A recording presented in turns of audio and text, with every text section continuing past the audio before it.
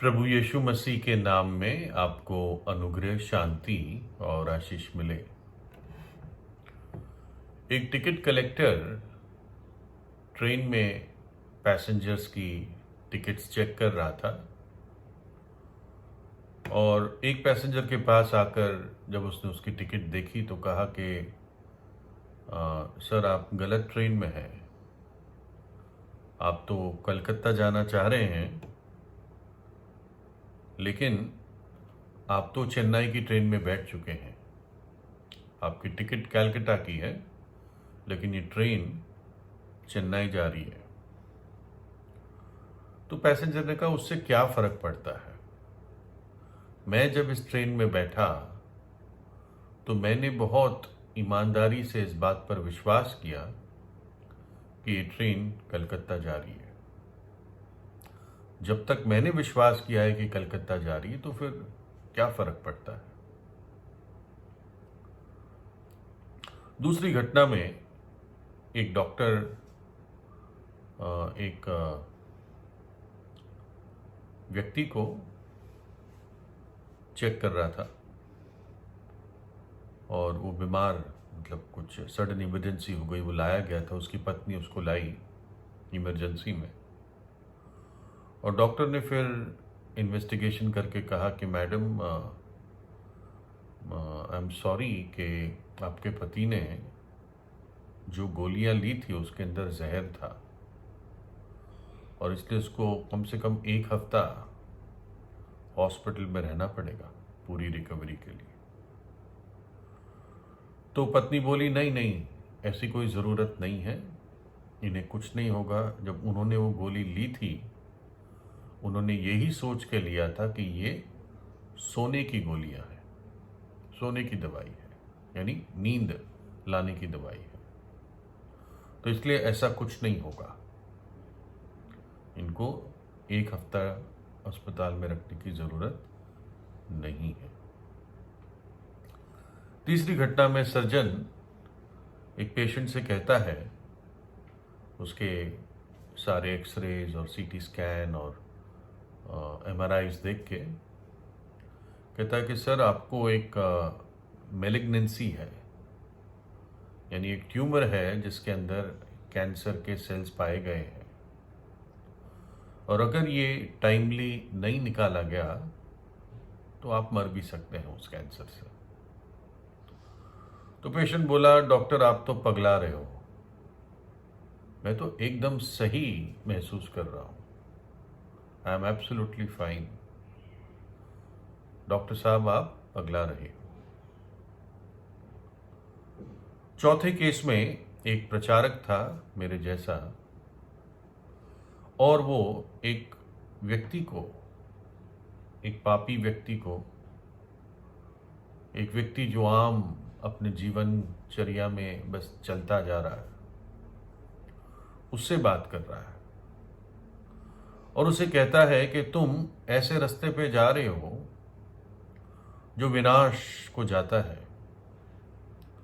तुम्हारा जीवन पाप में है और पाप में मरोगे तो अनंत काल की आग की झील में तुम जलते रहोगे और पीड़ा में बने रहोगे।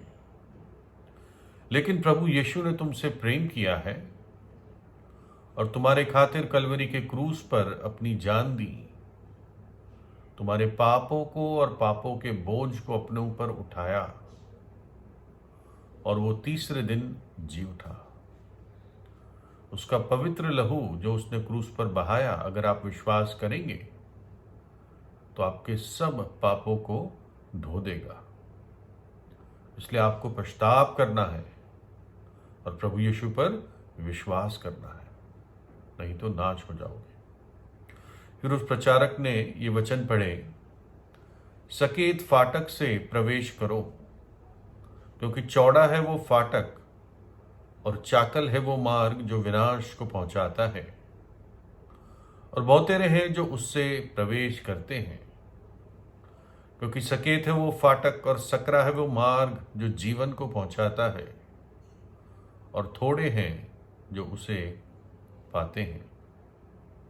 और दूसरे वचन में, मैं तुमसे कहता हूं, परंतु यदि तुम मन ना फिराओगे तो तुम सब भी इसी रीति से नाश होंगे।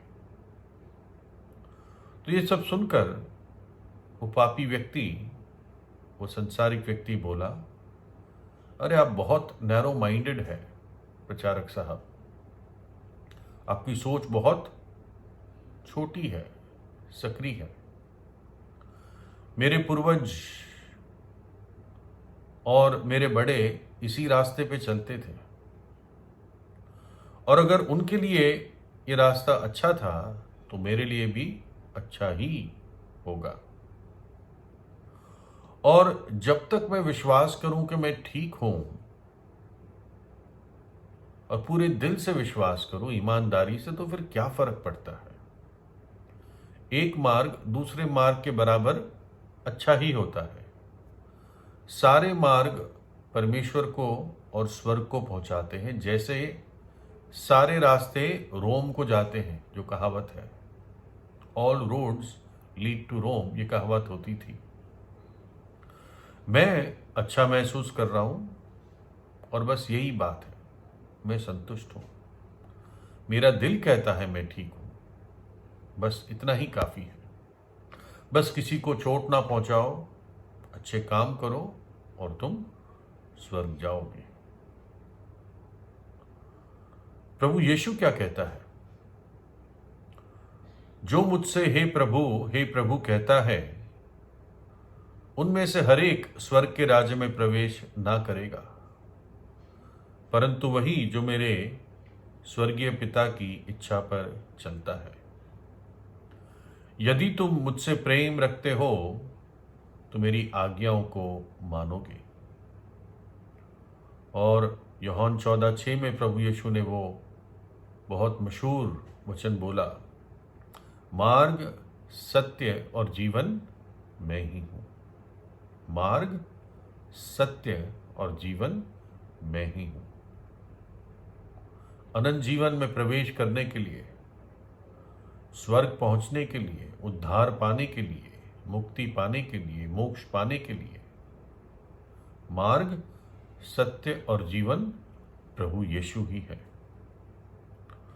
तो कोई मूर्ख ना हो, हम में से कोई भी मूर्ख ना हो और परमेश्वर के बड़े उद्धार को नजरअंदाज ना करें। जो अनंत जीवन परमेश्वर अपने बड़े प्रेम में देता है हम लोगों को, जो उसकी सृष्टि है, उस बड़े उद्धार को नजरअंदाज ना करें। प्रभु यीशु ये वरदान सेतमेत में देता है, अनंत जीवन का। अगर आप ईमानदार हैं, बहुत सच्चे दिल से जो मानते हैं, बहुत अच्छी बात है, लेकिन उस ईमानदारी के साथ सत्य होना आवश्यक